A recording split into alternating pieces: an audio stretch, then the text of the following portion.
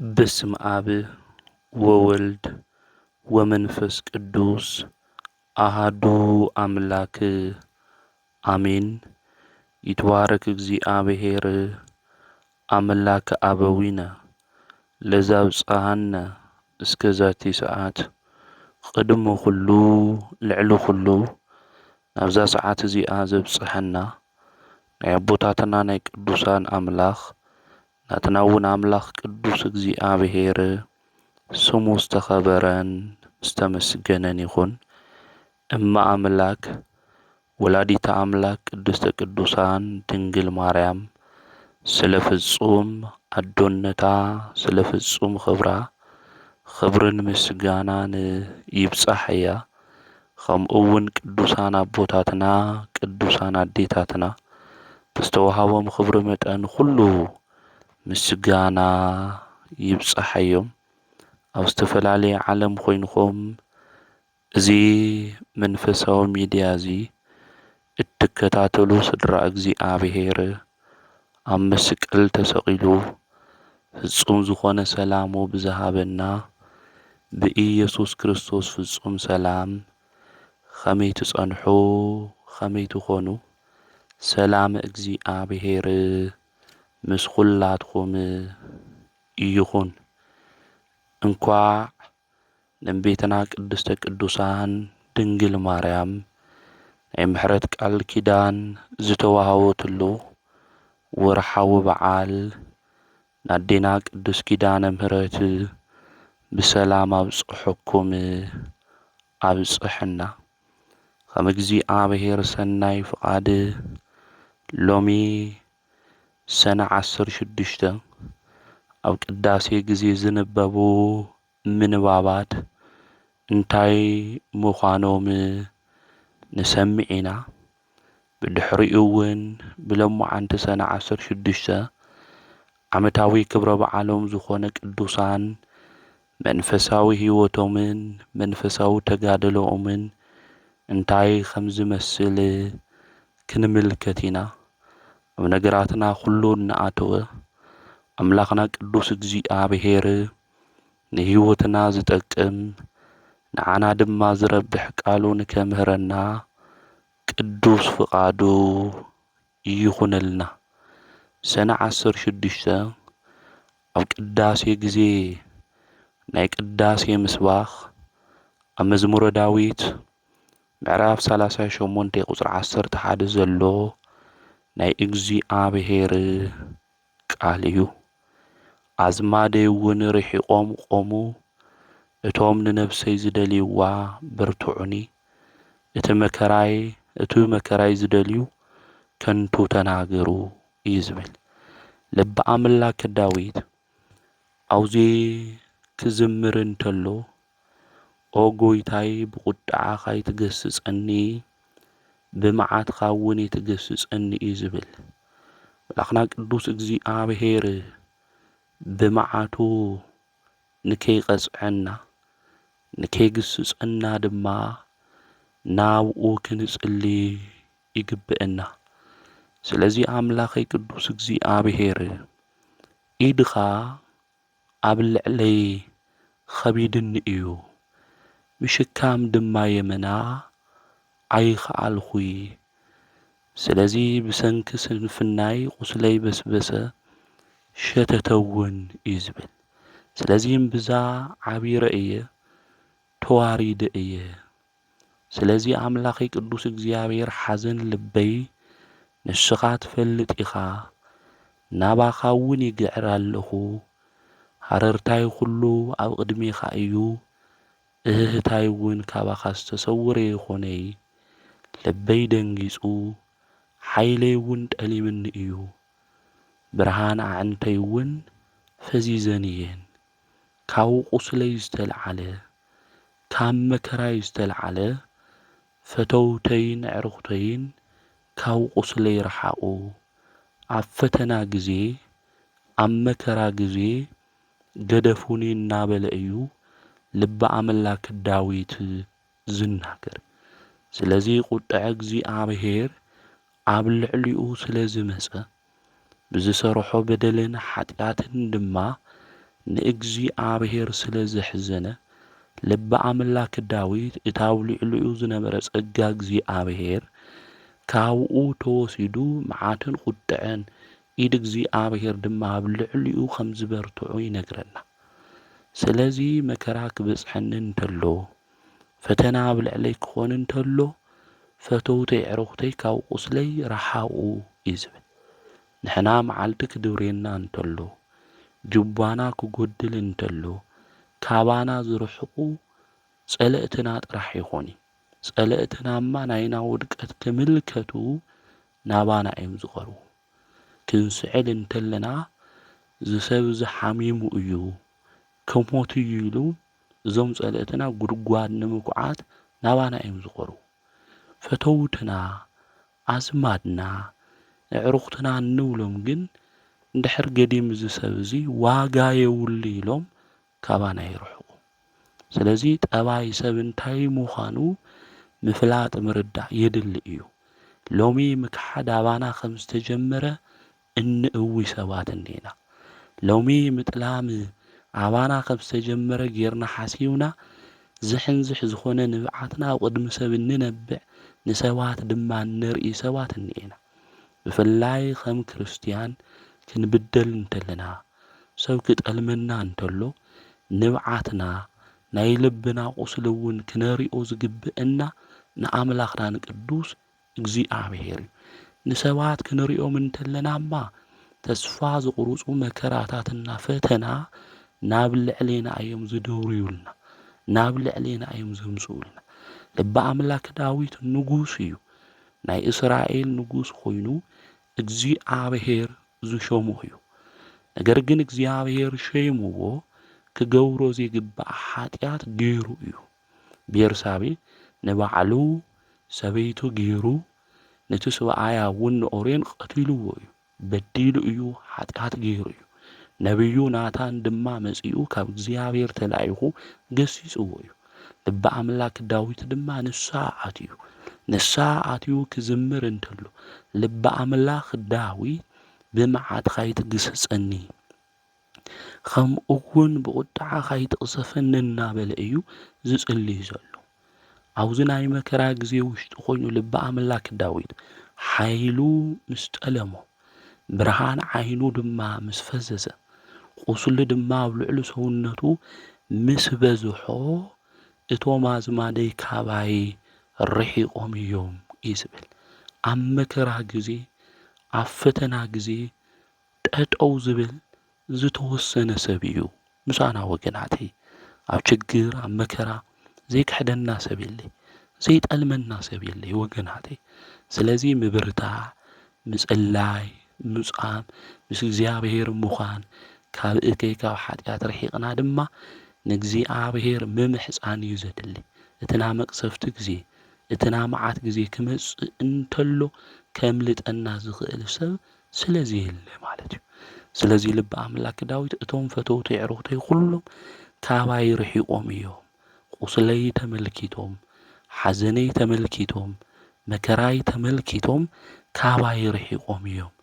ስለዚ ነቶም ጸልእተይ ደስ ከይብሎም ምእንቲ እግረይ ካብ ምስንኻል ኣድሕነኒ፣ ርእሶም እውን ኣብ ልዕለይ ልዕል ልዕል ከየብሉ ምእንቲ ካብ ፈተና ካብ መቅሰፍቲ ካብ መዓት ኩሉ ኣድሕነኒ እናበለ እዩ ልበ ኣምላክ ዳዊት ዝናገር ዘሎ። ስለዚ ኣብ መከራና ግዜ ምሳና ዝኾን ዘድሕነና ካብ ፈተና ኩሉ ክንወፅእ ዝገብረና ኣምላኽና ቅዱስ እግዚኣብሔር ምዃኑ ክንፈልጥ ክንርዳእ ይግብአና። ለዚ እዩ ልበ ኣምላክ ዳዊት ተስፋይስ መን እዩ ይብል። ተስፋይ እግዚኣብሔር እዩ ይብል። ተወክልተይ ጸግዐይ ተስፋይ እግዚኣብሔር እዩ። ክቆስል እንተለኹ፣ ክወድቕ እንተለኹ፣ ክረክብ እንተለኹ፣ ክስእን እንተለኹ ኩሉ ሻዕ ምሳይ ዝኾን ኣብ ውድቀተይም ኣብ ትንሣኤም ኣምላኸይ እግዚኣብሔር ጥራሕ እዩ ኢሉ ዘመስገነ ነዚ እዩ። ስለዚ ክንደክም እንተለና ካባና ዘይርሕቕ፣ ክንሓምም እንተለና ክፍውሰና ከድሕነና ናባና ዝመጽእ፣ ተስፋ ክንቆርጽ እንተለና ተስፋና ዝቕጽለልና ኣምላኽና ቅዱስ እግዚኣብሔር ምዃኑ ፈሊጥና ፈተናታት ጸገማት ክበጽሑና እንተለዉ ክንጥለም እንተለና ክንክሓድ እንተለና ኣባና የተጀመረ ልበ ኣምላክ ዳዊት ኃጢአት ሰሪሑ በዲሉ ደሓር ድማ ወዱ አቤሴሎም እውን ካብ ቤተ መንግስቱ እኳ አባሪርዎ እዩ። ስለዚ ዝወለድናዮም ከይቀረዩ ቤተሰብ ዝበልናዮም አዝማት ዝበልናዮም ክጠልሙና ክክሕዱና ይኽእሉ እዮም። ዘይጠልመና ዘይክሕደና ኩሉ ሻዕ ድማ ምሳና ዝኾን ኣምላኽና ቅዱስ እግዚኣብሔር ምዃኑ ፈሊጥና ብህይወትና ዘመን ሁሉ ንኣምላኽና ቅዱስ እግዚኣብሔር ክነምስግኖ ስሙ እውን ልዕል ልዕል ክነብሎ ከም ዝግብአና ልበ ኣምላክ ዳዊት ይነግረና ይርድአና እዩ ማለት። ስለዚ ብህይወት ዘመንና ሁሉ ክንድገፎ ኣብ ሕማምና ኣብ መከራና ሁሉ ድማ ዘይገድፈና ገጹ ድማ ካባና ዘይምልስ ናብ ምሕረት ኢዱ ዘርጊሑ ድማ ካብ ሁሉ ነገር ዝፍውሰና ዘድሕነና ኣምላኽና ቅዱስ እግዚኣብሔር እዩ። ብእምነት ኮይና ናብኡ ክንጽጋዕ ይግብአና ማለት እዩ። ከምኡውን ሰነ 16 ኣብ ቅዳሴ ጊዜ ዝንበብ መልእኽቲ ጳውሎስ ናብ ሰብ ኤፌሶን ምዕራፍ 6 ቁጽሪ 14 እዩ። እቲ ትማሊ ዘንበብናዮ መልእኽቲ ሰነ 15 ብለማዓንቱ እውን ቤተ ክርስቲያን ልብና ጽኒዕና ምእንቲ ክንርድኦ ዝመልእኽቲ እዚ ተንብቦ እያ። እምበኣር ሕቆኹም ብሓቂ ተዓጢቕኹም ድርዐ ጽድቂ እውን ተኸዲንኹም ቁሙ። ነቲ ናይ ሰላም ወንጌል ብምድላው ኣብ ኣእጋርኹም ከማስኣን ብምእታው ተዳሊኹም ቁሙ። ምዝ ኩሉ ከዓ ነቲ ናይ ክፉእ ሃልሃል ዝብል ኩሉ ፍላጻታት ክተጥፍእሉ እትኽእሉ ዋልታ እምነት ኣልዕሉ። ናይ ምድሓን ቁራዕ ርእሲ ድፍኡ፣ ናይ መንፈስ ሰይፊ ድማ ሓዙ። ንሱ እውን ቃል እግዚኣብሔር እዩ። ብኩሉ ጸሎትን ብልመናን ኩሉ ሻዕ ብመንፈስ ጸልዩ። ምዝ እውን ስለ ኩሎም ቅዱሳን ብጸሎት ትጉ። ምእንታይ እውን ክዛረብ እንተለኹ ነቲ ምስጢር ወንጌል ብትብዓት ምእንቲ ክናገር ቃል ክወሃበኒ ጸልዩ። ምእንቲ ወንጌል እሱር ዝኾንኩ ልኡኽ እየ እሞ ምእንትኡ ከምቲ ዝግብአኒ ብትብዓት ምእንቲ ክዛረብ ጸልዩለይ እናበለ እዩ ቅዱስ ጳውሎስ ናይ ኤፌሶን ክርስቲያን ዝመኽሮም ዝነግሮም። ቅዱስ ጳውሎስ አውዚ ክናገር እንተሎ ኣነ ና ወንጌል እንታይ እየ ኢሉ እሱር እየ ኢሉ። ንሕና ብምንታይ ኢና ተኣሲርና ለለና? ብወንጌል ቃል ዶ ልብና ተኣሲሩ ይኾን? ህይወትና ብናይ ወንጌል ቃል ተመሪሑ ዶ ናይ እግዚኣብሔር ቃል ንምስማዕ ድለዋት ኮይና ብወንጌል ቃል ተኣሰርና ንኾን? ወይስ ልብና ዘውድቐሉ ሓሳባትና ዝደልዮ ናይዚ ዓለም ዝከንቱነት ነገር እዩ? ስለዚ ቅዱስ ጳውሎስ ኣነ ና ወንጌል እሱር እየ፣ ነገር ግን ከም ድሌተይ ከም ሓሳበይ ከይናገር ምእመናን ንስኹም እንታይ ግበሩለይ? ጸልዩለይ። ብእምነት ድማ በርትዑ። መንፈሳዊ ዝኾነ ሰይፊ ቃል እግዚኣብሔር እውን ኣብ ልብኹም አንግሱ እናበለ ቅዱስ ጳውሎስ ናይ ኤፌሶን ክርስቲያን ክመኽሮም እንተሎ አውዚ ንምልከት ኢና።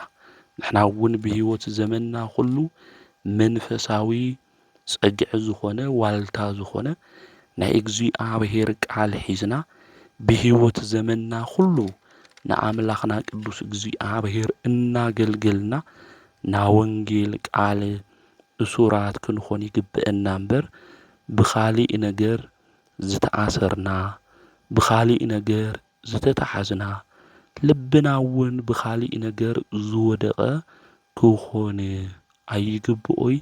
ና ወንጌል ቃል ሰሚዕና ብህይወት እናተርጎምና ና ወንጌል ቃል ድማ ኩሉ ሻዕ ህይወትና ጌርና እንዘራረብ እንመኻኸር ልክንኾን ቅዱሳት መጻሕፍቲ እውን እንፈልጠሉ ኣዕንትና ቅዱሳት መጻሕፍቲ ከንብቡ እንተለው ይባረኹ እዮም፣ እዝንና እውን ይባረኽ እዩ።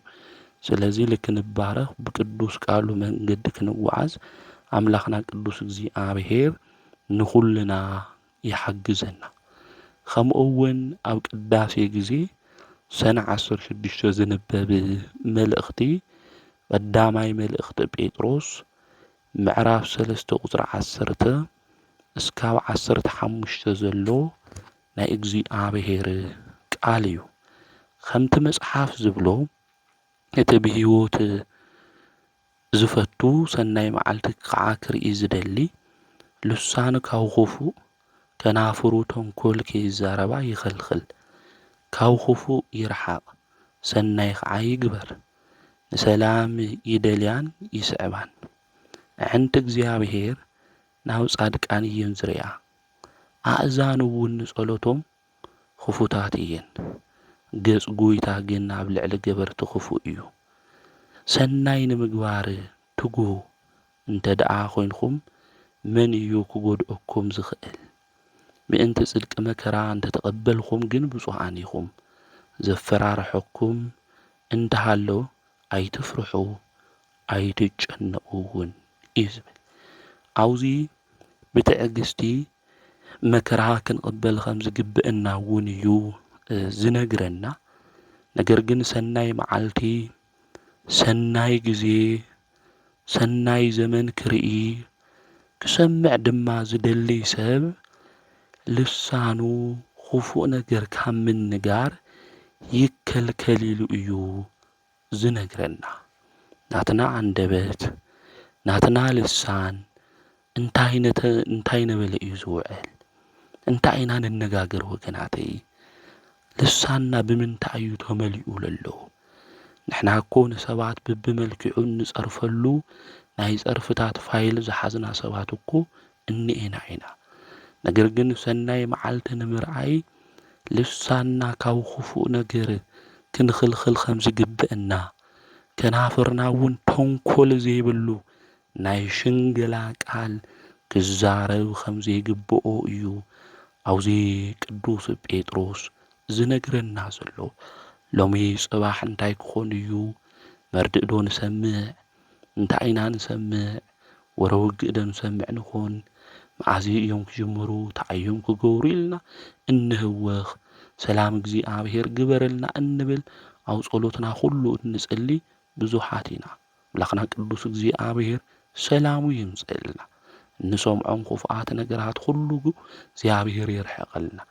ኣምላኽና ቅዱስ እግዚኣብሔር ንከርሕቐልና ሰናይ መዓልቲ ድማ ሰናይ ዘመን ሰናይ ጊዜ ድማ ልክንርኢ ንሕና ካብ ክፉእ ኃጢአት ክንርሕቕ ከም ዝግብአና፣ ሰናይ ነገር እውን ክንገብር ከም ዝግብአና፣ ንሰላም ድማ ክንደልያ ከምኡ እውን ክንስዕባ ይግብአና ማለት እዩ። ስለዚ ሓደ ሰብ አንደበቱ ክገዝእ ይግብኦ ማለት እዩ። ቤትና ቅድስተ ቅዱሳን ድንግል ማርያም ብለማዓንቲ ወርሓዊ በዓላ እንገብረላ ናይ ቃል ኪዳን ኣዶ ኢልና እንጽውዓ በዓልቲ ውዕለታና ኪዳነ ምህረት ኣዴና ስቁታኣ ዝግርም እዩ ነይሩ። ሎሚ ንሕና ተለይለፍለፍና ተለይተናገርና ኣፍና ዝበልዐና ሰባት እኮ እኒአና ኢና። ስቑኢልና ምልፍላፍ ክንናገር ኣብ ዘረባ በዝሒ ኃጢአት ከይሃለወ ይቐር ኢሎም ቅዱሳን ይነግሩና እዮም። ንስሓት ኢና ንጠፊና። ቅዱስ መጽሓፍ እውን ዝነግረና ለዚ እዩ። ልበ ኣምላክ ዳዊት እውን ወኣርመም ኩለ ሰናይ ኢሉ ተናገረ ለዚ እዩ ማለት። ስለዚ ብህይወት ዘመንና ሁሉ ኣብ ሁሉ ነገር ኣትዩና ተለይተዛረብና ክንብል ኣይግበአን። ናይ ስቁታ መንፈስ ክህልወና ይግባእ።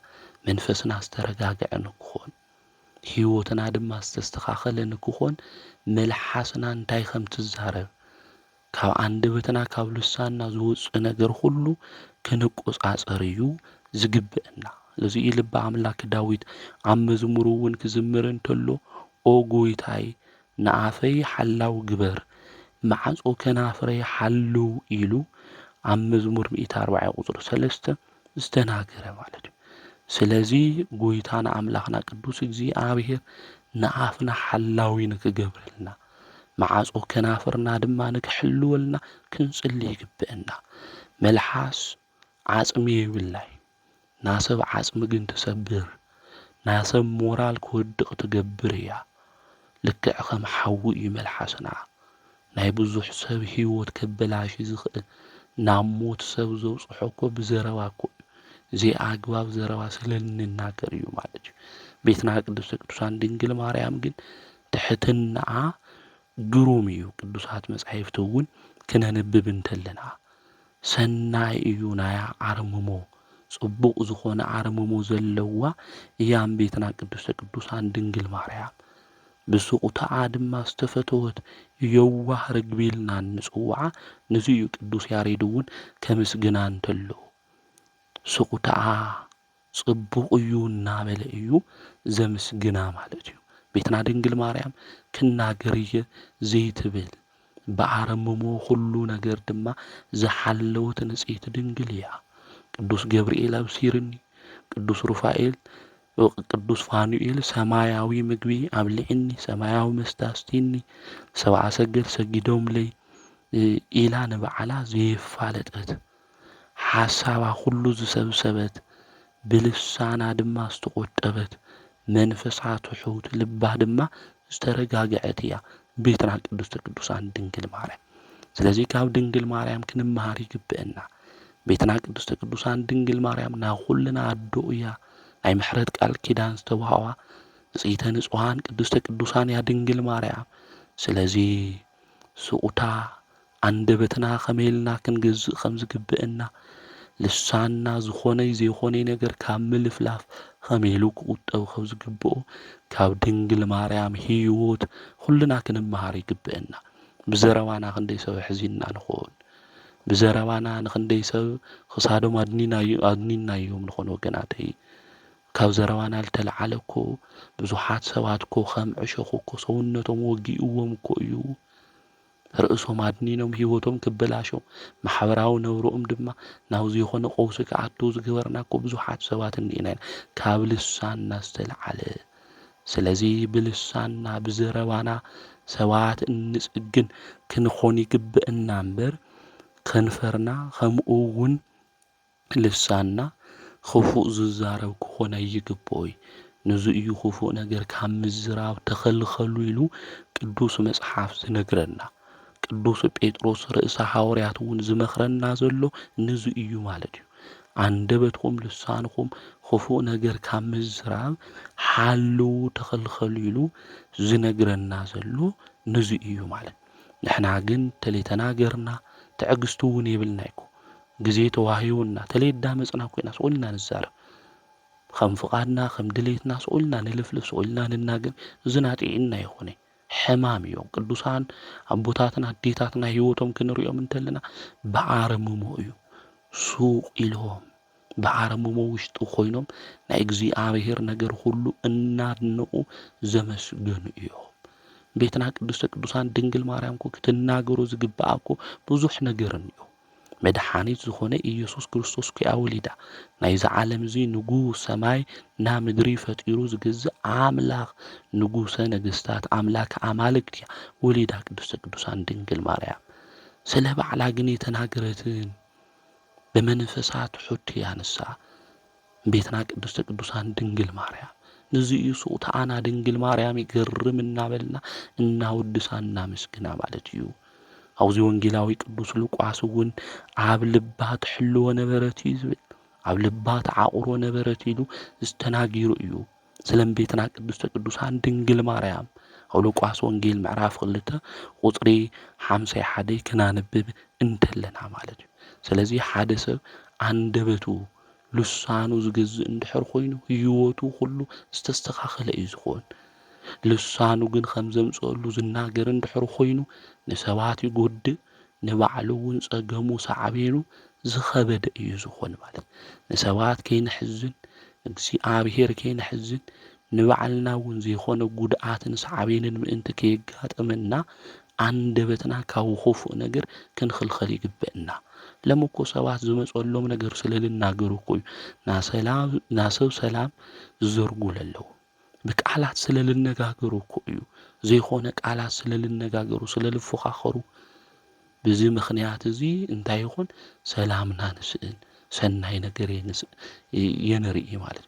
ሰናይ ዝኾነ መዓልቲ ግዜ ንከይህልወና ዝገብር እንታይ እዩ ክፉእ ዝኾነ ልሳን እዩ ከናፍርና እውን ካብ ተንኮል ዘረባ እንድሕር ዘይርሕቕና ኮይና እዩ ሓደ ሰብ እኮ ብኣፉ ይምርቐካ ብልቡ ድማ ዝረግም ሰብ እኮ እኒአ ኮይ ናይ ሄሮድስ ጠባይ ዝሓዘ ሰብ ማለት ሄሮድስ ንሰብኣ ሰግል እንታይ ኢልዎ ኣነ መፅእ እውን ክሰግደሉ ክርስቶስ ኣበይ ሃምለሎ ንገሩኒ ኢልዎ ሄሮድስ ግን ኸይዱ ንክርስቶስ ክሰግደሉ ይኮነ ንክቆትሎ እዩ ስለዚ ሃም ሄሮድስ ዝበሉ ከናፍሮም ልቦም ካሊእ ከንፈሮም ድማ ብተንኮል ተመሊኡ ካሊእ ነገር ዝሓስብና ዝናገር ሰባት እኒአው ንሕና እውን ከምኡ ክንኾን የብልና ልብና ዝሓስቦ ኣፍና ዝናገሮ ሓደ ክኾን ይግብኦ ንሓደ ሰባት ኣይዞኺ ኢልና ጽቡቕና ምርቓት ናይ ሓጎስ ቃል ንናገር እሞ ብልብና ድማ ክፉእ ንሓስብ ሰባት ሃምዚ እንድሕር ኮይና ልብን ኩላሊትን ዝምርምር እግዚኣብሔር ድማ ዝርኢ ልቢ እዩ ማለት ናይ ልብና ነገር ዝምልከት እግዚኣብሔር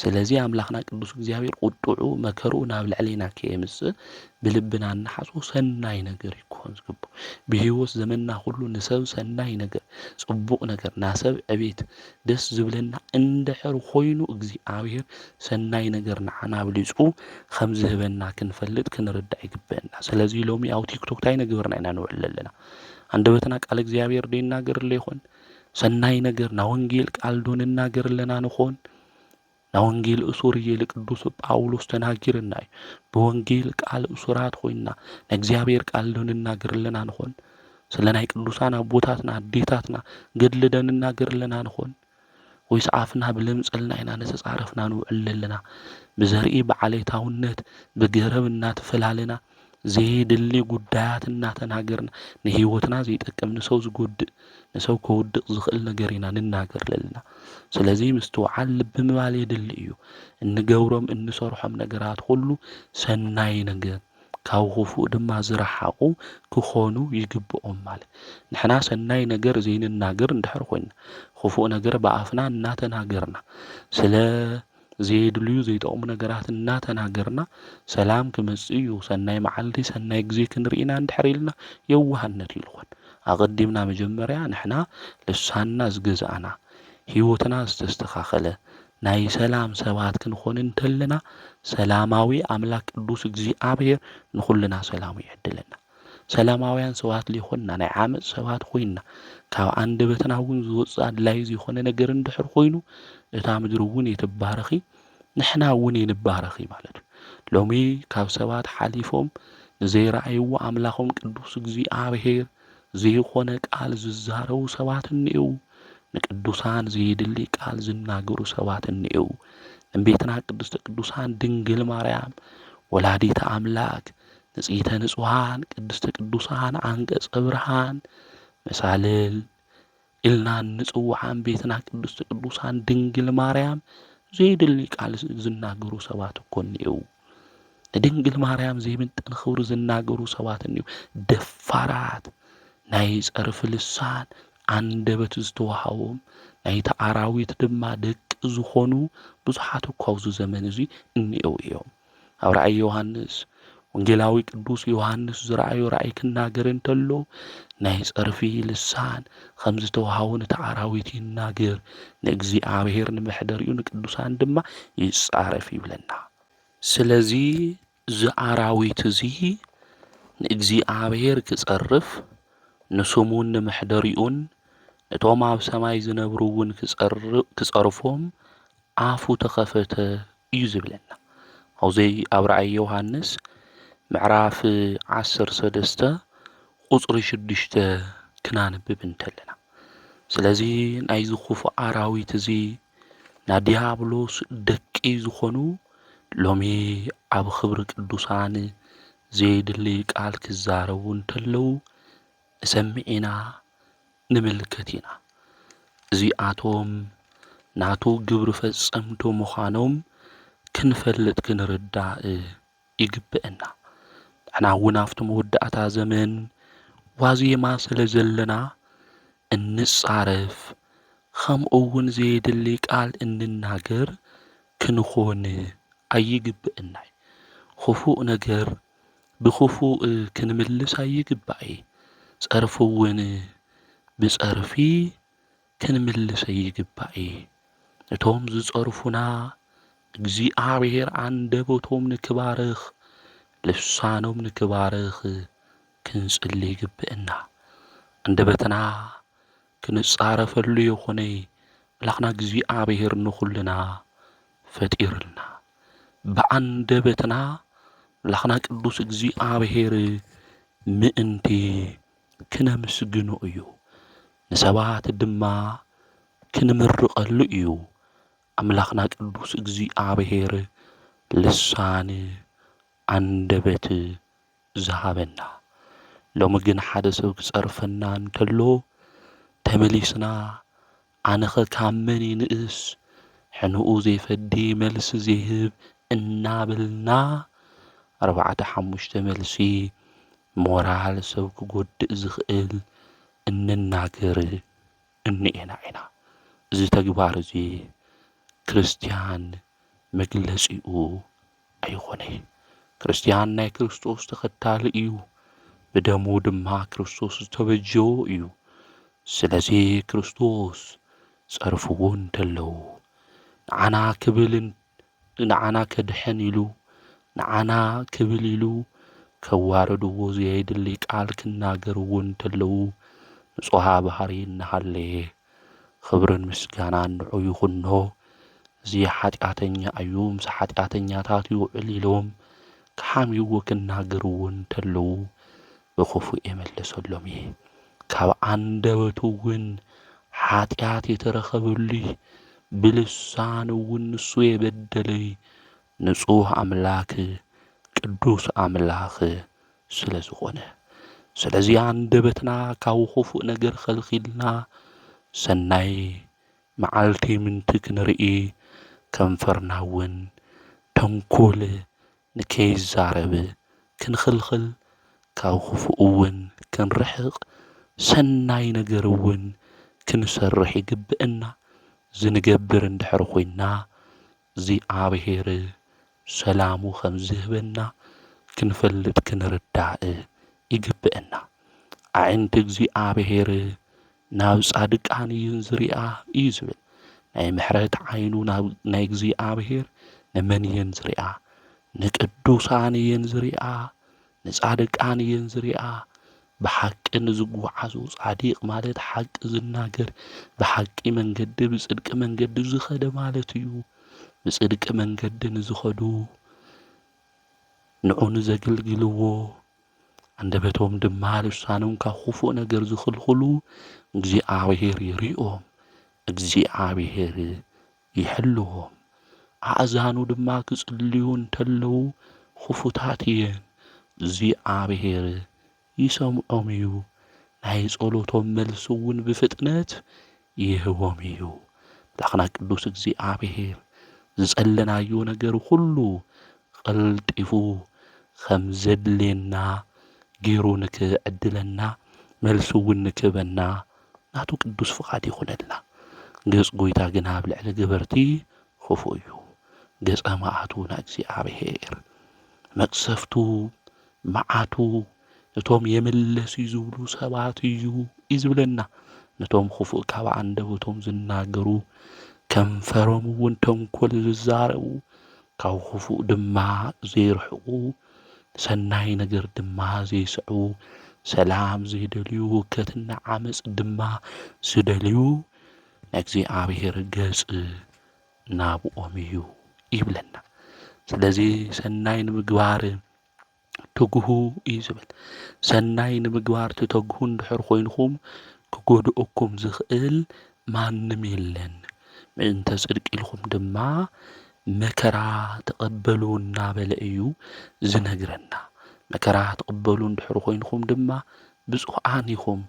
ዘፍርሐኩም እኳ እንተሃለወ ኣይትፍርሑ ኣይትጨንቁ እናበለ አውዚ ሐዋርያው ቅዱስ ጴጥሮስ ንኹልና ይመኽረና ከምኡ እውን ይነግረና እዩ።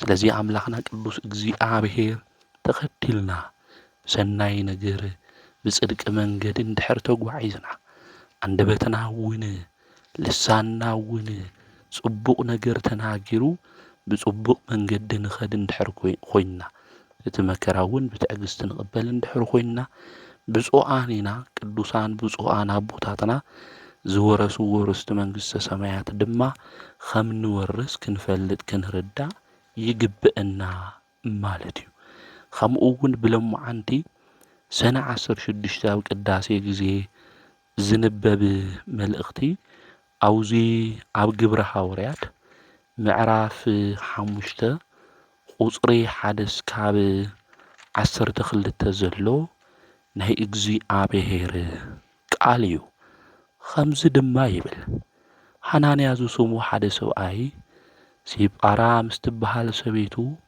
مريت الشتاء مس سبيتو تماخيرو دما كابتو واقو مقيلو أترفه نتا حنتي مقال طرح مصيو أو دقا اغري حوريات أنبره ጴጥሮስ ከዓ ከም ዝበሎ ኦ ሓናንያ ንመንፈስ ቅዱስ ክትታልል ካብ ዋጋ ትመሬት መቂልካ ክትሓብእ ከመይ ሰይጣን ኣብ ልብኻ መልአ እንተ ተሸጠስ ናትኻ ዶ ኣይነበረን ቅድሚ ምሻጡ ማለት እዩ ናትኻ እውን እዩ ነይሩ ምሸጥካዮ እውን ኣብ ኢድኻ ኣይነበረን ከመይ ጌርካ ነዚ ነገር እዚ ብልብኻ ሓሰብካዮ ንሰው ዘይኮነስ ንእግዚአብሔር ይሓሲኻ ዘለኻ ሓናንያ ዝቃል ዝምሰምዐ ወዲቁ ሞተ ኣብቶም ነዚ ነገር ዝሰምዑ ኩሎም ዓዊ ፍርሓት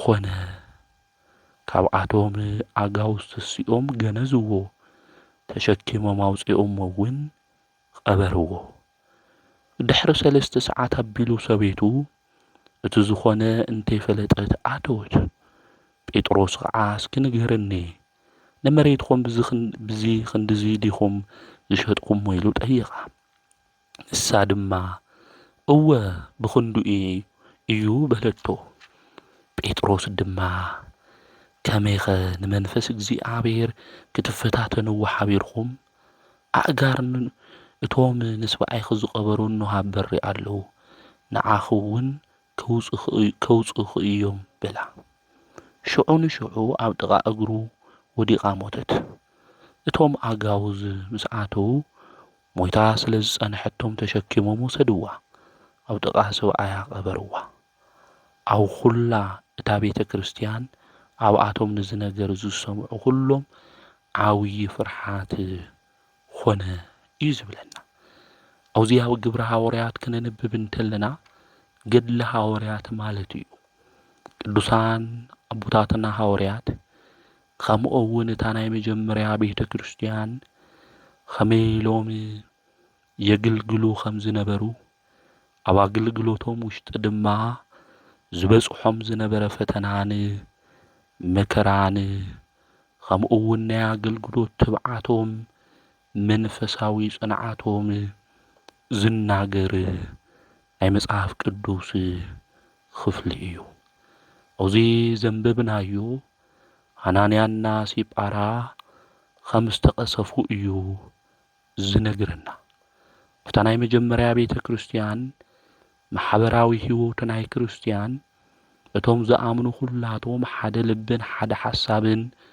ነበሮም እዩ ዝብለና ቅዱስ መጽሓፍ ንብሮቶም ብምልኡ ናይ ሓባር እዩ ነይሩ ናየ እዩ ኣይውሉ ነይሮም ሐዋርያት እውን ናይ ጎይታ ትንሣኤ ይሰብኹን ይምስክሩን ነይሮም ኣብዚ ግዜ እዚ መሬቱ ዝሸጠ ገዝኡ ዝሸጠ ሁሉ ንብረቱ ኣምፂኡ ኣብ ጥቓ እግሪ ሐዋርያት ይንብሮ ነይሩ ነፍሱ ወከፎም እውን ከም ዘድልዮም ይማቐሉ ነይሮም ሓደ ዝሽግሮ ሰብ እውን ኣይነበረን ስለዚ እዞም ሰባት እዚኦም ንክርስቶስ ተኸተልቲ ኢና ምስ ሐዋርያት እውን ሕብረት እኒአና ሓደ ልቢ ሓደ ሓሳብ እውን እኒአና ኢሎም ዝመፁ እዮም ንጎይታ ድማ ዝተኸተሉ ሐዋርያት ዝእዝዝዎም ንክሰምዑ ዝመፁ እዮም እዞም ሓናንያና ሲጳራ መሬት ሸይጦም እዮም ናብኡ መፂኦም መሬት ሸይጦም ክመፁ እንተለዉ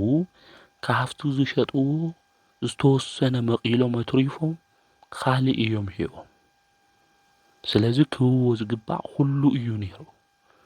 ቅዱስ ጴጥሮስ ድማ ለመንፈስ ቅዱስ ክትታልልዎ ከመይ ኢልኩም ሓሲብኩም ካብቲ መሬትኩም መቂልኩም ክትሓውኡ ከመይ ሰይጣን ልብኩም መለአ እዩ ዝብል። ሐናንያና ሲጳራ ናባዕሎም ገንዘብ እዩ ኣቀዲሞም እውን ክናገሩ ይኽእሉ ነይሮም እዮም። ከምዚ ገይረ ዝገይረዮ እዚ ድማ እዚ እዩ ክብል ይግብኦ። ግን ኩሎም ናብ ሕብረት እታ ናይ መጀመርያ ቤተ ክርስቲያን ዝመፁ ኣቀዲሞም በርናባስ ዝተባሃለ እውን ተወላዲ ቆጵሮስ ዝኾነ ናብ ሃዋርያት ክመጽእ እንተሎ በርናባስ ማለት ምጽንዕናዕ ወዲ ምጽንዕናዕ ማለት እዩ። ንሱ ግራቱ ሸይጡ ነቲ ገንዘቡ ኣምጽኡ ኣብ ሃዋርያት እግሪ እንታይ ገይርዎ ኣንቢርዎ እዩ። ስለዚ እዚኣቶም እውን ከምኡ እዮም ክገብሩ ዝግባእ።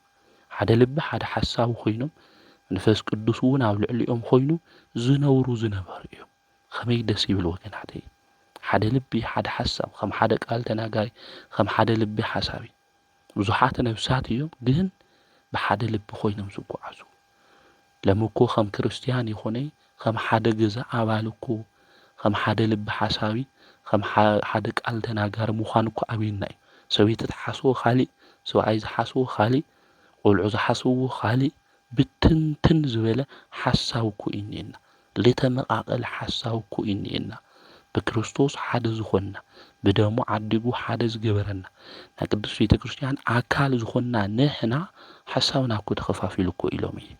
ሓደ ሓሳብ ሓደ ልቢ ንክህልወና ኣምላኽና ቅዱስ እግዚኣብሔር ናይ ቅዱሳን ልቢ ንኹልና ይዓድለና። ስለዚ ኣብታ መጀመርያ ቤተ ክርስቲያን ዝነበሩ ቅዱሳን ሓደ ልቢ እዩ ነይርዎም። ብዙሓት ነፍሲ እንተሃለዎም ነገር ግን ሓንቲ ልቢ ዝነበረቶም እዮም። ስለዚ ሐናንያ ዝስሙ ሲጳራ ሰወይቱ ድማ መሬት ሸይጦም መጺኦም ቅዱስ ጴጥሮስ ኣበይ ከይርኤና ኣበይ ከይፈልጦ እዚ ኢና ሸይጥናዮ ተወልናዮ ቅዱስ ጴጥሮስ ኣበይ ከይፈልጦ እዩ ኢሎም እዮም ሓሲቦም።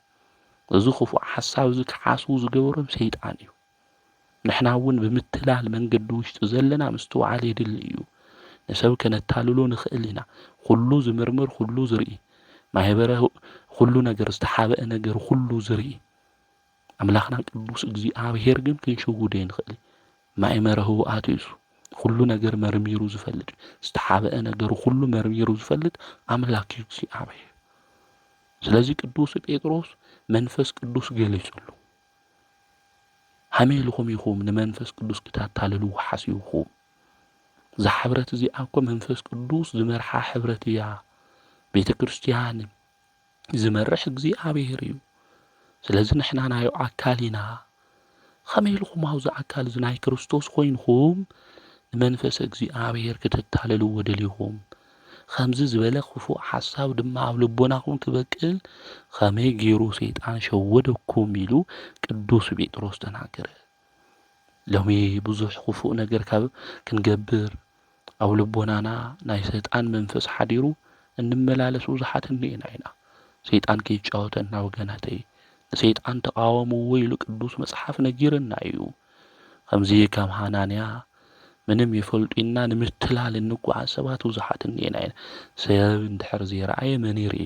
እግዚኣብሔር ይርኢ። ክርስቲያን ድማ ሰብ ክርእየኒ እዩ ኢሉ ዘይኮነስ እግዚኣብሔር ኣምላኽ ይርኢ እዩ ኢሉ ዝጓዓዝ እዩ ክኾን ዝግብኦ ማለት እዩ። ስለዚ ቅድሚ ምሻጡ እውን ናይኻ እዩ ነይሩ። ምሸጥካዮ እውን ኣብ ኢድኻ ኣይነበረን። ምሸጥካዮ ኣብ ኢድኻ ኣይነበረት ገንዘብ ቅድሚ ምሻጡካ ድማ ናይኻ እዩ ነይሩ። ስለዚ ንምንታይ ኢኻ ዝሓሳብ ዝሓሲብካዮ ኢሉ ንሰብ ዘይኮነስ ንእግዚኣብሔር ሓሽኻዮ ኢሉ ተናገሩ። ሐናንያ ዝቃል እዚ ምስ ሰምዐ ወዲቑ ሞተ ማለት እዩ። ስለዚ ንእግዚኣብሔር ኣብ ምትላል ውሽጢ እንደለና ሰባት ንእግዚኣብሔር ንሽውደለና ምዃንና ክንፈልጥ ይግባእ። ሰብ ናመና ረኣያ ድንዮ ከማ ረኣያና ከማ ምሳልና ጌርና ንፍጠር እኮ ኢሉ እግዚኣብሔር። ንሕና መን ኢና ንመስል ተባሂሉ እግዚኣብሔር ኢና ንመስል ማለት ህንፃ እግዚኣብሔር ኢና ንሕና ህንፃ ስላሴ ኢና ንሕና።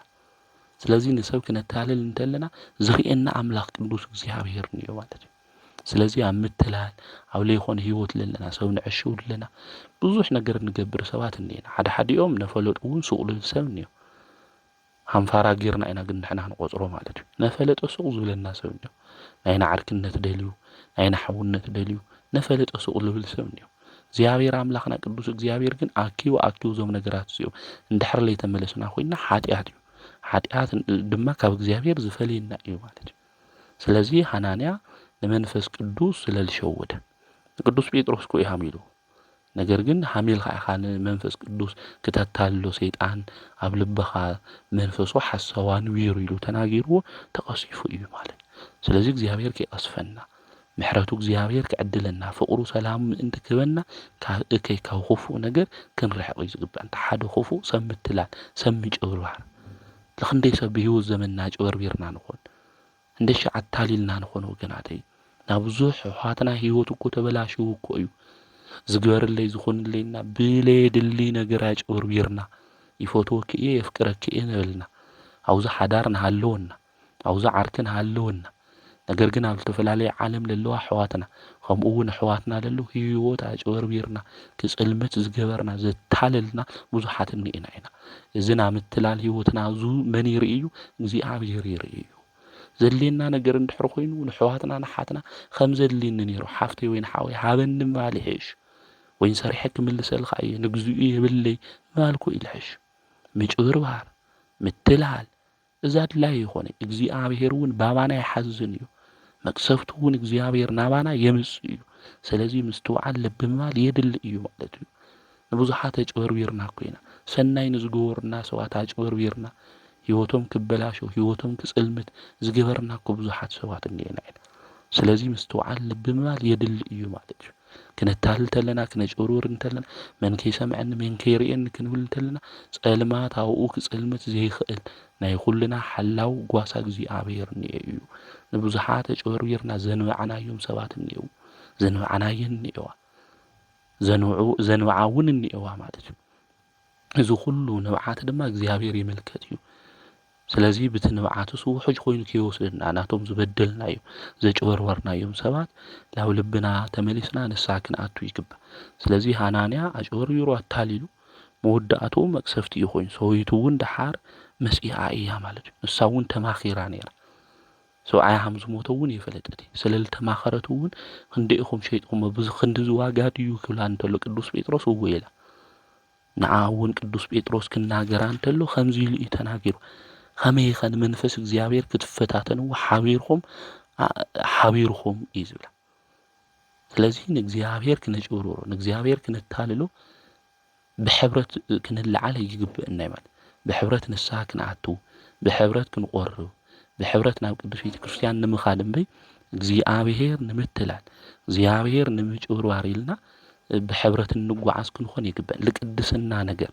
ንበረከት ነገር ኢና ክንሓብር ዝግበአና ሎሚ ግን ለበረከት ለቅድስና ስራሕ ንሓብር ለና ድንኾን ሕብረትና እንታይ ይመስል ንቅድስና ነገር ድዩ ወይ ስለቶም ኮል ለይጠቅም ነገር እዩ ስለዚ ምስተውዓል ልብ ማል የድሊ ንሳውን ድሓረ ሞይታ እያ ማለት እዩ ስለዚ መቅሰፍቱ ወጽሕዎም እዩ ማለት ክነስተውዕሎ ልብ ክንብሎ ዝግበአና ብሂወት ዘመንና መጭበርበርት እንድሕር ኮይና መታለልት እንድሕር ኮይና ላብ ልብና እንድሕር ዘይተመለስና ኮይና ለቶም ለታለልናዮም ለቶም ህይወቶም ክበላሽ ዝገበርናዮም ሰባት እግዚአብሔር ናቶም ዝበደልናዮ በደል ሁሉ ቆጺሩ ኣብ ልዕሌና መቅሰፍቲ መዓቱ ከም ዘምጽእ ምፍላጥ ምርዳእ የድል እዩ ለምኮ ስዑድ ክንእትወኩም ኢና ኢልና ህፃናት ቆልዑ ደቂ 13 14 ገና ትምህርቶም ተማሂሮም ዘይጸጉ ሐዋትና ሓትና ክንወስደኩም ኢና ብነጻ እናበልና ደለልት ዝተባሃልና ሰባት እኮ ነፍሲ ሰብ ንሽቅጥ እንበልዕ አውራጉ ክንደ ቤተሰብና እንደ ሕዋትና እሞይቶም ለሉ ኣብ ሊብያ ክንደ ቤተሰብ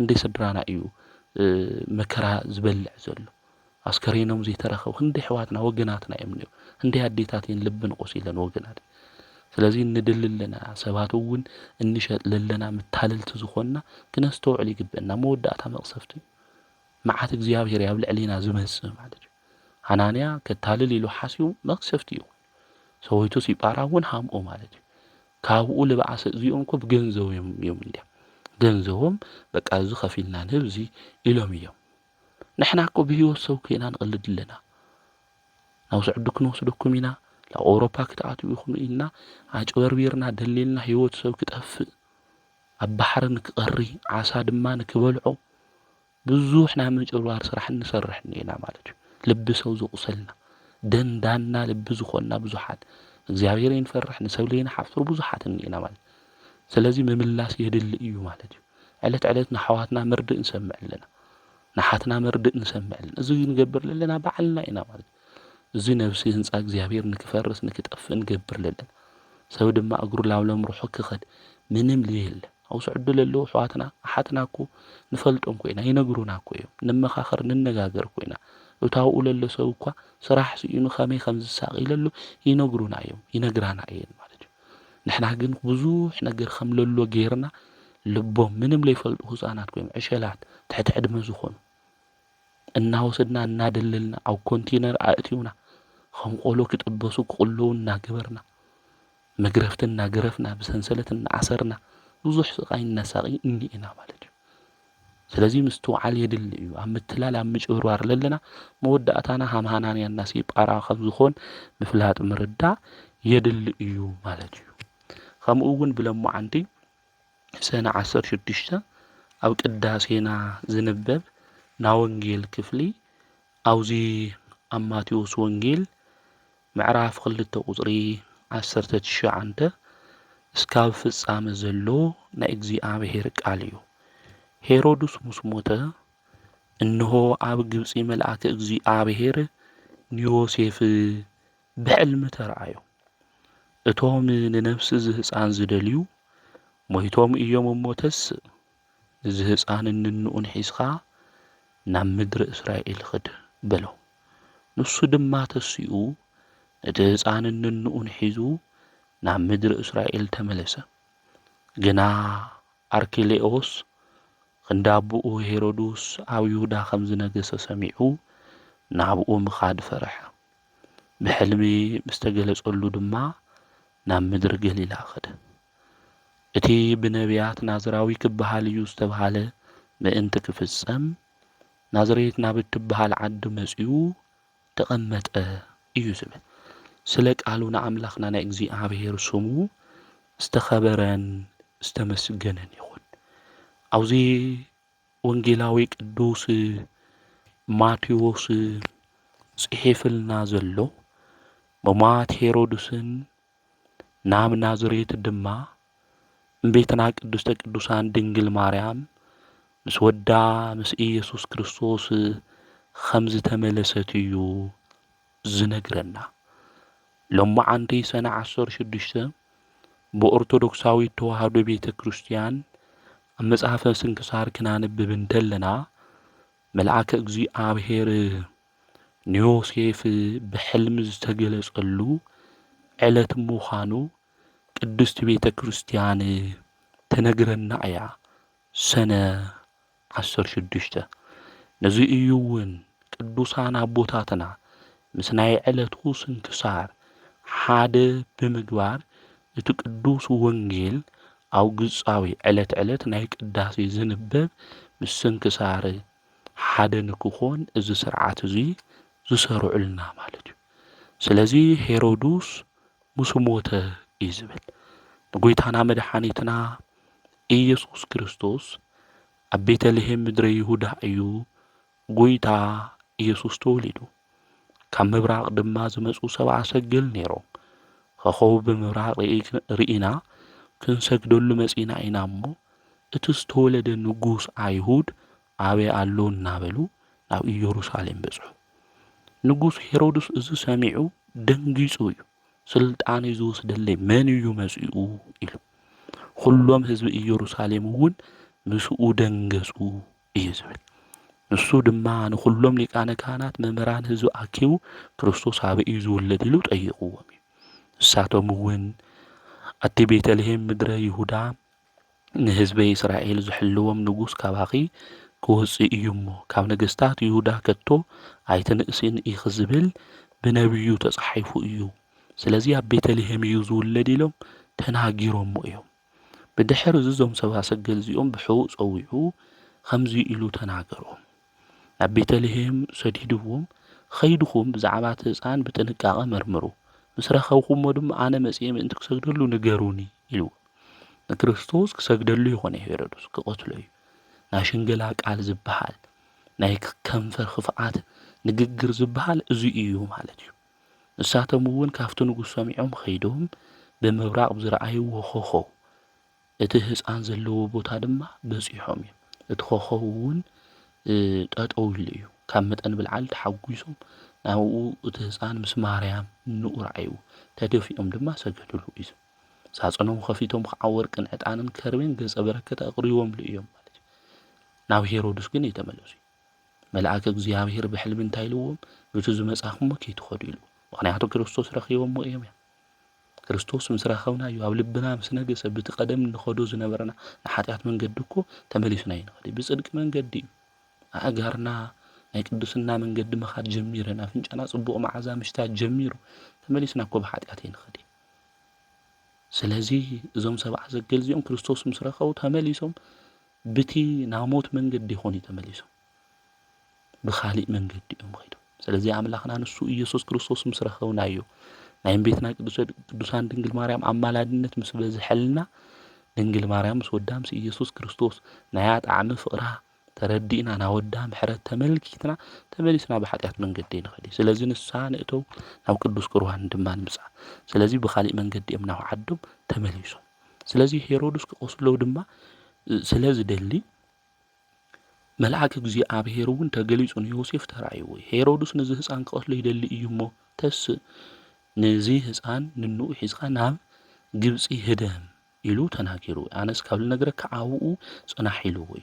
ሄሮድስ እውን ናብኡ ከም ዘይመፁ ፈሊጡ ኣብ ኩሉ ከባቢ ዝነብሩ በተለይ ኣብ ቤተልሔም ዝነብሩ ህፃናት ሁሉ ሰራዊቱ ልኢኹ ወዲ 2 ዓመት ካብኡን ታሕትን ዝነበሩ ህፃናት ቀቲልዎም እዩ። እንዲሁም ኣዴታት ውላድ ዘይብለን ረድኤት ዝቕበላ እኽሊ ክወሃባ ተዓዋጅ ዝተነገረ ሃሙ እዩ ማለት እዩ። ስለዚ ካብ ንጉስ ትእዛዝ መጺኡ ናይ ምግቢ ድማ ክንረክብ ኢና ኢለን ተለቂሐን እንዲያምልኸ ዳ ነይረን እየን። ድሓረ ግን እቶም ወታደራት ተቐቢሎም እንታይ ገይሮም ሓሪዶሞ እልፍ ዝኾኑ ህፃናት እዮም ተቐቲሎም ኣብኡ ብነቢዩ ኤርምያስ ዝተነገረ ትንቢት ድማ ተፈጺሙ ኣብራማ ድምፂ ብዙሕ ዋይዋይታን ብኽያትን ተሰምዐ።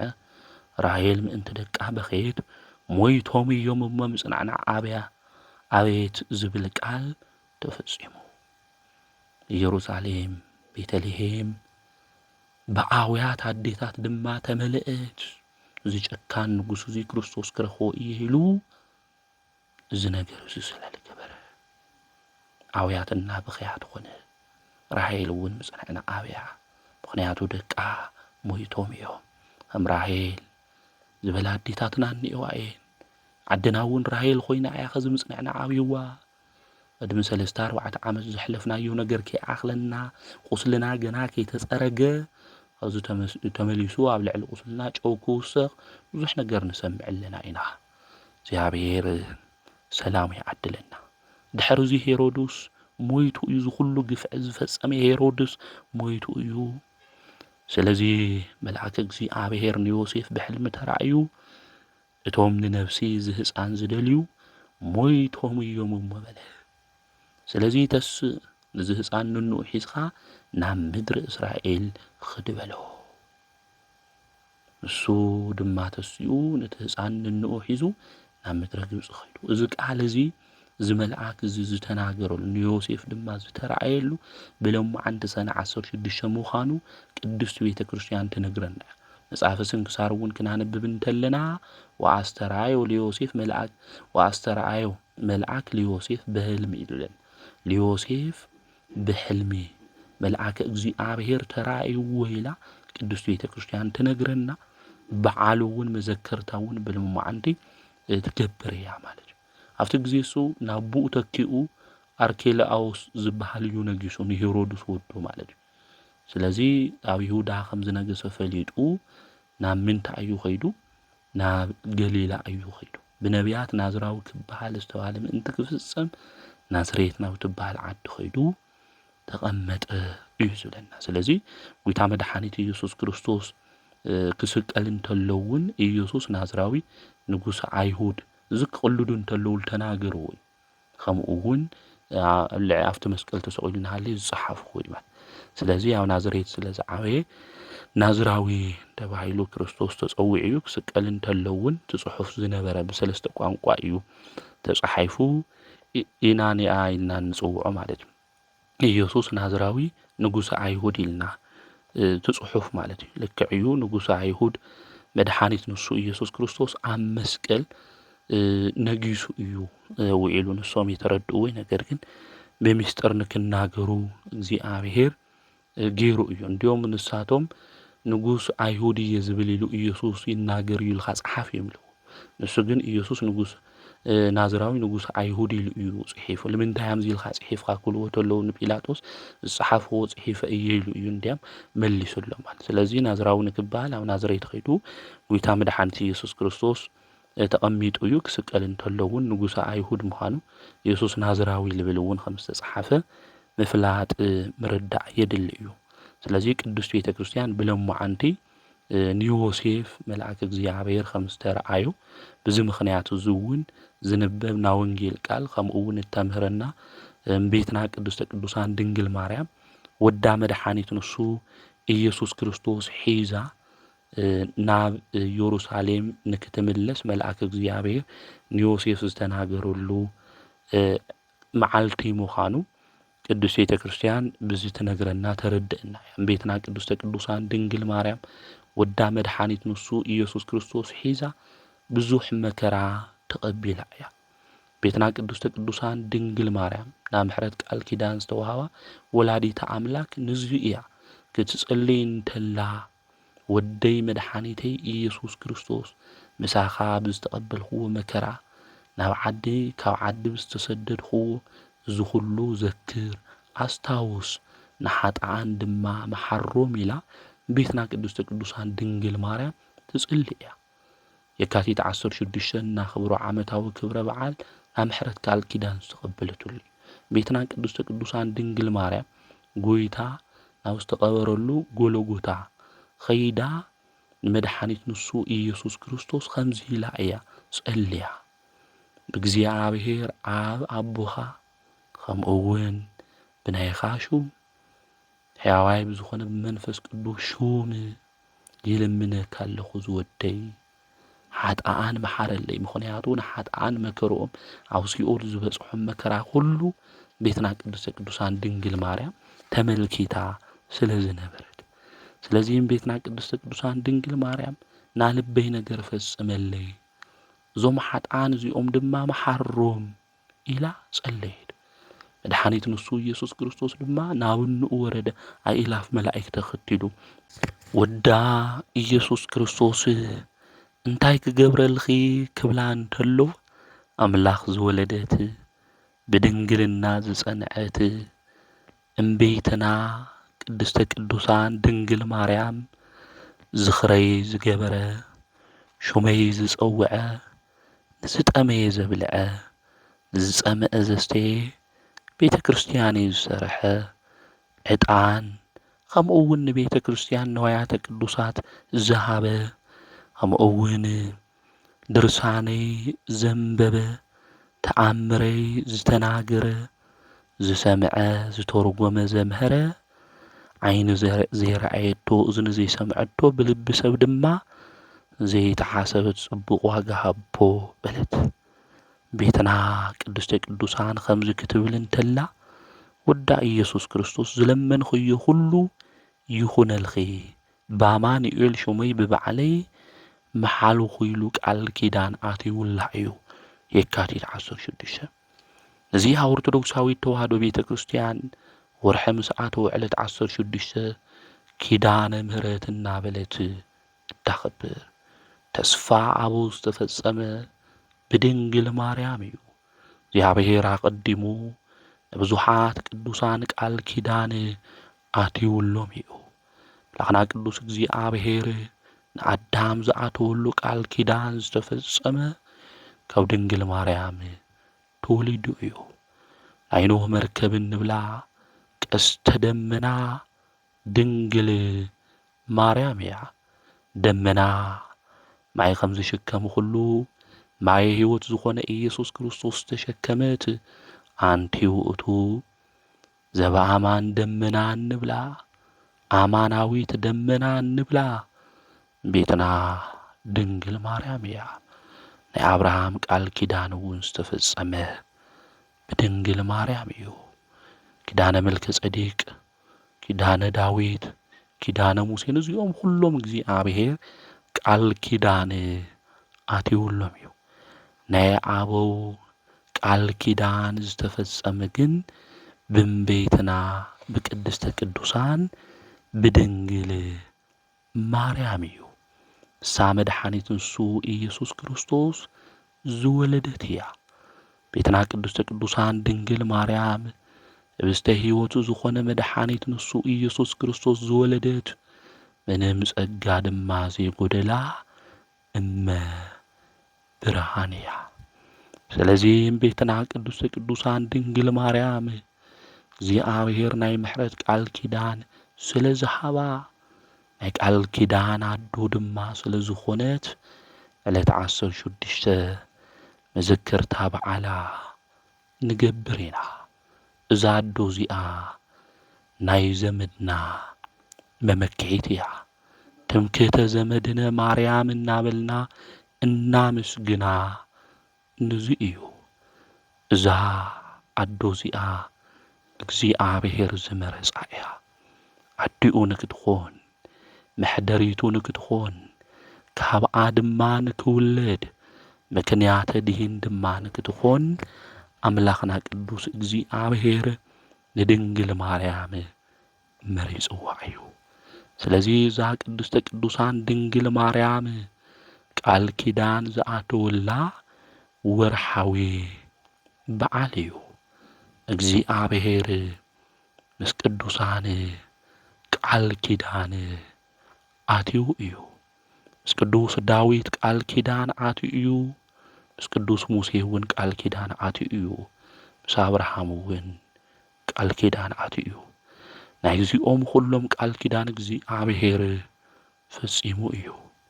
ካብዞም ቅዱሳን እዚኦም ቤትና ቅድስተ ቅዱሳን ድንግል ማርያም ትበልጽ እያ።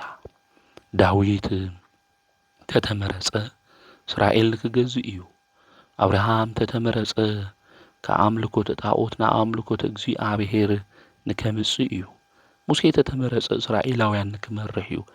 ድንግል ማርያም ቅድስተ ቅዱሳን ኣዴና ኪዳነ ምሕረት ዝተመረጸት ግን ካብኣ ተወሊዱ ንዓለም ከድሕን እዩ።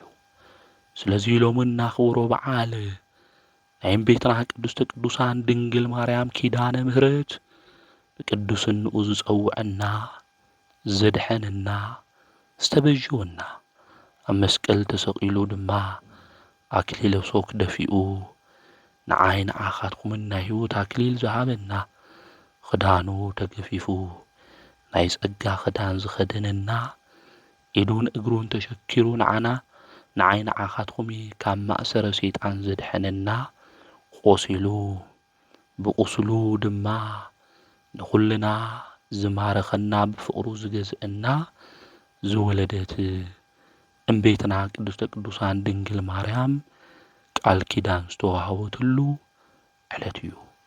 ስለዚህ ሽመይ ንዝጸውዐ ዝመጽወተን ዘብልዐን ዘስተየ ቤተ ክርስቲያንን ዝሰርሐ ሽመይ ጸዊዑ ድማ ዘረጋግዐ መሓርለ ኢላም ቤትና ድንግል ማርያም ተናጊራ እያ። ኪዳነ ምሕረትንና ንሻዕ ጸዊዕናያ ካብ መከራ ድሒናትና ትኾኑ ወገናተይ ሰብ ክደፍአና እንተሎ ትርጉም የውልኹም ኢሉ ሰብ ክነዕቐና እንተሎ ዋጋ ኽብሪ ከም ዘለና ኣብ ቅድሚ ሰባት ሞገስን ኽብርን ዓዲላ ካብ ወዳ ለሚና ሰባት እዚ ሰብ እዚ ኸመይ ኢሉ ዝኹሉ ጸጋ ረኺቡ ኢሎም እስካብ ዝግረሙ ዘማለደትና ቤትና ቅድስተ ቅዱሳን ድንግል ማርያም ኪዳነ ምሕረት እያ። ድንግል ማርያም ኪዳነ ምሕረትንና በዓልቲ ውዕለታና እያ ወገናተይ።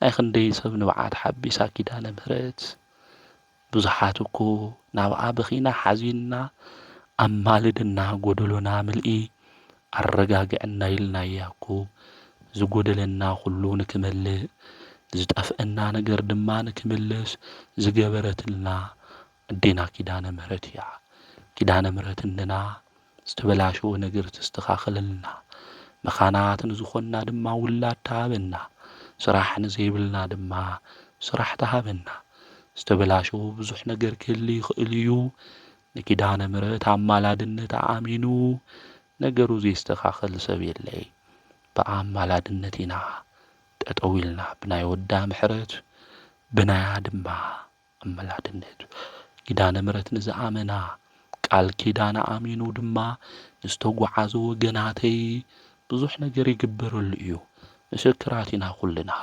حقنا حميمنا كف مبال زي نخقل أو مبال زي نخقل زنبرنا سوات ناس أبلستنا درسانا تشكمنا بيتنا دنجل مريم كفتنا كله كنوسئ جيراتنا ስለዚህ ያ መከራ ፈተና ክንኾን እንተለና አደይ ኪዳነ ምሕረት ኢልና ንጸውዕያ በዓልቱ ዕለታና እያ ንሳ ናይ ቅዱሳን ጸሎት እግዚአብሔር ፈጢኑ ይሰምዕ እዩ አእዛኑ እውን ክፉት እዩ ኢልና ይንዓንቶ ቤትና ቅድስተ ቅዱሳን ድንግል ማርያም ካብዞም ኩሎም ቅዱሳን ትበልጽ እያ ክብራ ካብ ቅዱሳን ዝበለጸት እያ ካብ ነቢያት ትበልጽ እያ ነቢያት አምላክ ያ ወሊዳ ካብ ሐዋርያት ስለ ስሙ ዝሰበኹ ትበልጽ እያ እቲ ስለ ስሙ ዝምስክሩሉ መድኃኒት ንሱ ኢየሱስ ክርስቶስ ሓፊቓ አጥብዮዋቶ እያ ቤትና ቅድስተ ቅዱሳን ድንግል ማርያም ስለዚህ እዛ ንጽሕተ ንጹሐን ቅድስት ድንግል ማርያም ክብራ ድማ ዓብዪ ዝኾነ ወሃብተ ሰማያት ለማርያም ድንግል ኢሉ ሊቁ ዝዘመረላ ዘወደሳ ዘመስግና ናሰማይ ጸጋ ሃብቱ ሁሉ ዝተውሃባ አሃቲ ድንግል ማርያም ፈውስ መድኃኒት ዝኾነ ዝወለደት ተተረገምና እኳ በረከት ዝወለደትልና ነሞቴና ኢልና ኮይን ፈርሒትን ሳይ ክርስቶስ ወሊዳትልና እያ ቤትና ቅድስተ ቅዱሳን ድንግል ንጠሚኢና ኢልና ይንሓዝኒ ምግቢ ዝኾነ ምግቢ ሕይወት ክርስቶስ ወሊዳትን ስደተኛታት ኢና ኢልና ይንሓዝኒ ርስቲ ከፊታትልና እያ ክዳን ሲኢና ኢልና ይንሓዝኒ ክርስቶስ ለቢስና ኢና ስለዚ ንሓምሚና ብዙሕ ንጭነቐሎም ጉዳያት እኮ ነይሮምና እኮ እዮም ምክንያት ድንግል ማርያም ግን ዝሁሉ ነገር ንክስተኻኸል ዝገበረት ወላዲተ አምላክ ምዃና ክንፈልጥ ክንርዳእ ይግብአና ስለዚ ቤትና ቅድስተ ቅዱሳን ድንግል ማርያም ከተማልደና ተስፋ ዝቆረጽና ድማ እቲ ተስፋና ሁሉ ወዳ መድኃኒት ኢየሱስ ክርስቶስ ንክቕጽለልና እምቤተይ ቅድስተ ቅዱሳን ወላዲተ አምላክ ቲኦቶኮስ ሓደራኺ እናበልና ቤትና ቅድስተ ቅዱሳን ድንግል ማርያም ክንልምና ይግብአና እግዚአብሔር ናብዙሓት ቅዱሳን ጸሎት ሰሚዑ ምሕረት ገይሩ እዩ በእንተ አብርሃም በእንተ ይስሐቅ በእንተ ያዕቆብ ኢሎም እስራኤላውያን ጸልዮም ለሚኖም ከምኡውን ምድረ ርስቲ እግዚአብሔር ዘውረሶም ከም ጽድቆም ከም ዘይኾነ ንከነአን ክወርሱዋ ዝገበረ ንአብርሃም ብዝኣተዎ ንይስሐቅ ብዝኣተዎ ንያዕቆብ ብዝኣተዎ ቃል ኪዳን ምዃኑ አብዚ ኣብ ኦሪት ዘዳግም እውን ክነንብብ እንተለና ንረኽቦ ኢና ማለት ስለዚህ እግዚአብሔር ንቅዱሳን ኢሉ ዝልመን አምላኽ ምዃኑ ናይም ጸሎት ድማ ሰሚዑ በረከት ምሕረት ዝህብ ምዃኑ ፈሊጥና ኣብ ዶኪማስ ገዛ ድማ ቤትና ቅድስተ ቅዱሳን ድንግል ማርያም ወይን እኮ ይውሎም ኢላ አማሊዳ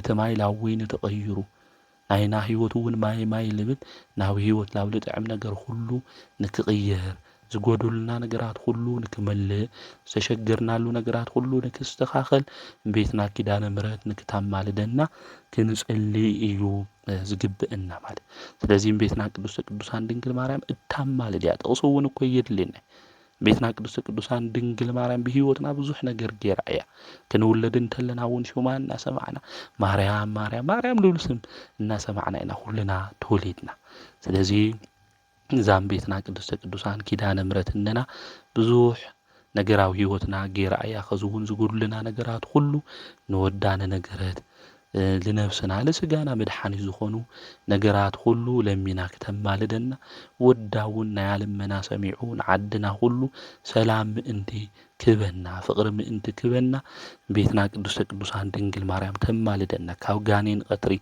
اغانين تمنافس كاو زمصو فتناتات كلهم دما بيتنا قدوسان دنجل مريم اماليدا كافتنا كاو زدنغصو نجارات خلو لكنملط نايا مالادነት ምስ ኩልና ይኹን ኪዳነ ምሕረት ንኩልና ብዙሕ ነገር ዝገበረትልና እያ እዚ ኢልና ተናጊርና ክንውድኦ ይንኽእል እዩ። ዕውራን ዝነበሩ ብዙሓት ዓይኖም ንክሪኡ ጌራ እያ ብኣማላድነት ኣሚኖም ጸበላ ሰትዮም እምነታት ቀዊኦም ብዙሓት ድሒኖም እዮም ካብ ካንሰር ካብ ካብ ክንደይ ሞ ሰብ ድሓነ ካብ ብዙሕ ነገር ድሒኑ ንኣ ኣሚኑ በአማላድነታ ማለት ስለዚህም ቤትና ቅድስተ ቅዱሳን ድንግል ማርያም አዶ ጌታ ወላዲተ አምላክ ንጽሕተ ንጹሐን ቅድስተ ቅዱሳን እያሞ በአማላድነት አሚንና ዘሸገረና ነገር ዘጸገመና ነገር ሁሉ ንሳ ምእንቲ ከተማልደና ምክንያቱ ድንግል ማርያም ክትልምነው እንተላ ብዘጥቦ ኻጥዋዊ ምሳኻ ኮይነ ዝተሰደድኽዎ እናበለት እያ ስለዚህ አዘክሪ ድንግል እናበልና ቤትና ቅድስተ ቅዱሳን ድንግል ማርያም ናይ ምሕረት ቃል ኪዳን ዝተዋሃበት ኪዳነ ምሕረት ከተማልደና ክንጽሊ ግብአና ናይ ምሕረት ቃል ኪዳና ኣብ ልዕሊ ሁላትና ኮይኑ ነገራትና ሁሉ ንክስተኻኸል ንኣምላኽና ናይ እግዚአብሔር ቅዱስ ፍቃድ ይኹነልና እዛ አዶ እዚኣ አዲኡ ቅድስተ ቅዱሳን ድንግል ማርያም ኢየሱስ ክርስቶስ አደገይሩ ስለዝሃበና ዕድለኛታት ኢና ወገናቴ ቤትና ቅድስተ ቅዱሳን ድንግል ማርያም ና ሰማይ ምድር ዝፈጠረ ጎይታ መድኃኒት ኢየሱስ ክርስቶስ አዶ እያ ማለት አዲኡ ድማ ኣብ መስቀል እናሃለየ ንቅዱስ ዮሐንስ ሂው እዩ ማለት በሓደራ ናይ ኩልና አዶ እያ እምነ ጽዮን ኢልና ንጽዋዓ ድንግል ማርያም ነስ እዩ ስለዚህ አዶ ገይሩ ስለልሃበና ቤትና ቅድስተ ቅዱሳን ድማ ና ሁልና አዶ ስለልኾነ ረህረተ ህሊና እያ ቤትና ቅድስተ ቅዱሳን ድንግል ማርያም ንሓጣን ስቃዮም ሁሉ ሪኣ እያም ቤትና ቅድስተ ቅዱሳን ድንግል ማርያም መሓሮም ኢላ ዝለመነት ማለት ስለዚህ ዛ ረህረተ ህሊና ዝኾነት ቅድስተ ቅዱሳን ድንግል ማርያም ኣብ ልዕሊና ዝወጽሕ ሽግር ፈተናታት ሁሉ መከራ ትፈልጥ እያ እሳ ወገናቴ ተሰዲዳ እያ 3 ዓመት 6 ወርሒ ተሰዲዳ እያ ወዳም መስቀል ክስቀል እንተሎ ሁሎም ድማ በሓደ ኮይኖም ክጸፍዕዎ መከራ ከውጽሕሉ እንተሎ ወዳ ድማ ስጉኡ ተወዲኡ ዓጽሙስ ካብ ልራይ መከራ ክቅበል እንተሎ ቤዛ ክኾን እንተሎ ድንግል ማርያም ተመልኪታ እያ ስለዚህ መከራ ትፈልጥ እያ ሰዓሊተ ምሕረታ ቁራሪተ መዓት ቤትና ቅድስተ ቅዱሳን ድንግል ማርያም ከተማልደና ንንገራ ለድንግል ማርያም ተናጊሩ ነገሩ ዘይተፈትሐ መን እዩ ኪዳነ ምሕረት ኢሉ ነዊዑ በኺዩ ካብ ልቢ ኮይኑ ጸልዩ ነገራት ሁሉ ዘይተስተኻኸለሉ ከይለ ወገናት የመብዛሕቴና እንጀራ ንበልዕ ለለና ኪዳነ ምሕረት አማልድን ኢልና ጸሊና እዩ ነገራና ሁሉ ዝተስተኻኸለ ሰይጣን ዝዓጽወ በሪ ዝተኸፈተ እሞ ናብኣ ኣብ ድንግል ማርያም ከተማልደና ክንጽሊ ሰዓሊ ለነ ቅድስት ድማ ክንብላ ይግብአና ማለት እዩ ናይ ድንግል ማርያም በረከታ ረድኤታ አማላድነታ ምስ ኩላትና ህዝበ ክርስቲያን ይኹን በረከተ ስጋ በረከተ ነፍስ ክንረክብ ንሳ ተማልደና ከምኡውን ብለሙዓንቲ ሰነ 16 ክናንብብ እንተለና መጽሐፍ ስንክሳር ባህታውያን ቅዱሳን ኢልና ካብ ንጽውዖም ሓደ ቅዱስ አባ አቡናፍር ዝበሃል ገዳማዊ በዓለ ዕረፍቱ ምዃኑ እዩ መጽሐፍ ስንክሳር ዝነግረና እዚ አቦ እዚ ብጽቡቕ ሽምግልና ሽሙ አጸዋውዑ እውን ልዕል ልዕል ዝበለ ገዳማዊ አቦ እዩ ب500 ክፍለ ዘመን ኣብ ምድረ ግብጽ ዝተወለደ ቅዱስ እዩ እዚ ቅዱስ እዚ ኣብቲ ግዜ እሱ ክውለድ እንተሎ መነኮሳት ባህታውያን አቡ ከም ሰማይ ከዋኽብቲ በዚሖም ዝደመቁሉ ግዜ እዩ ነይሩ እዚ ዓብይ አቡናፍር ኢልና ንጽውዖ ዝተወለደሉ ካብ ክርስቲያን ወገን እዩ ተወሊዱ ብስርዓተ አብዩ መጻሕፍቱ እውን ተማሂሩ ገና ብመንእሰይነቱ እውን መንኩሱ እዩ ስርዓተ ምንኩስና እውን ከአባ ኤስድሮስ እዩ ተማሂሩ ኣብቲ ገዳም እሱ እውን መምህራን እናረድአ ብዙሕ ዓመታት ብጾም ብጸሎት እውን ነይሩ እዩ ማለት እዩ መነኮሳት ስለ ብህትውና ክናገሩ እንተለው ይሰምዕ ሓደ ግዜ ማለት እዩ ስለዚህ ስለ ባህታውያን ክዛረቡ እንተሉ ንባህታውያን ከንቁ እንተለው ይሰምዕ ስለዚህ ኣብ በረኻ ዝነብሩ ባህታውያን እንመን ምዃኖም ንሱ የፈልጥ ነይሩ ማለት ናብኡ ንመምህሩ ኣባ ኤስድሮስ ድማ ይሓዱ ወደይ እዚኦም ባህታውያን እዚኦም ካብ ሰብ ርሒቆም ንጽህንኦም ሓልዮም ካብ ሰብን ካብ ኃጢአትን ተፈልዮም ዝነብሩ ገዳማውያን እዮም ኢሉ ተናገረ ቅዱስ አቡናፍር ድማ ከም ዝበለ ካብዞም ኣብ በረኻ ለለዉ መነኮሳት ክብሮም ይበልጽ ማለት ድዩ ኢሉ ተናገረ ኣብዚ ግዜ እዚ እዞም አቡኡ መምህሩ ማለት እወ ክብሮም ይበልጽ እዩ እዚኦም ኣብ ምናኔ ኣብ በረኻ እዮም ለለዉ ንሕና ተሓመምና ዘርእየና ሰብ እኒኦ ተሓዘና እውን ዘጽናዕናዕና ሰብ እኒኦ ምግቢ እውን ዘምጸልና ሰብ እኒኦ ንዚኣቶም ግን ምንም የብሎም እየ ቆጽሊ እዮም ዝበልዑ ብምናኔ ብጾም ጸሎት ኮይኖም እዮም ዝነብሩ ኢሉ ይናገሮም ኣብዚ ግዜ እዚ እዚ ቅዱስ እዚ ኣባ ኣውናፍር ምስ ሰምዐ ማለት እዩ ካብ መምህሩ ቡራኬ ተቐቢሉ ናብ በረኻ ድማ ይኸድ ድሕር ብዙሕ ግዜ ድማ ተጓዒዙ ሓደ ባህታዊ ረኺቡ ኣብ በረኻ ተቐመጠ ድሕር እዚ ስርዓተ ብህትውና ተማሂሩ ማንም ሰብ ናብ ዘይብሉ በረኻ ድማ ኸደ ማለት እዩ ድሕር ብዙሕ እዋን መንገዱ ምስ ኸደ ኣብ ሓደ ሰፊሕ ሜዳ ድማ በጽሕ እዚ ቅዱስ እዚ ዝኸደሉ ቦታ ናማይ ጠብታ እኳ ዘይርከበሉ ቦታ ክጽለለሉ ዝኽእል ድማ እእዋም ዘይብሉ እዩ ማለት ዋኣይ ፀሓይ ዝጸንዐሉ ልምላሜ ሳዕሪ ድማ ዘይብሉ ነቃማይ ድማ ዘይርከበሉ ቦታ እዩ ነይሩ ማለት ኣብኡ ወዲ ሰብ ዝበሃል የለ ኣራዊቱ እውን ኣይነብሩ ማለት እዩ ስለዚ ኣባ ኣውናፍር ኣብኡ ክነብር ደስ በለው ቅዱሳን ከምዚ እዮም ምክንያቱ ስለ ምግቦም ስለ ክዳኖም ኣይሓስቡ ምግቦም ክዳኖም ሁሉ ፍቅረ ክርስቶስ እዩ ማለት እዩ ኣባ ኣውናፍር ድማ ጸልዩ ብእግዚአብሔር ምሕረት ድማ ካብ ጎኖም ካብ ሓንቲ ኦም ማለት እዩ ቦቂላው ማለት እዩ ሓንቲ ኦም ቦቂላ ካብ እግሩ ድማ ጹሩይ ማይ ድማ ፈልፊሉ እዩ ማለት እዩ ጽድቁ ተጋድልኡ ድማ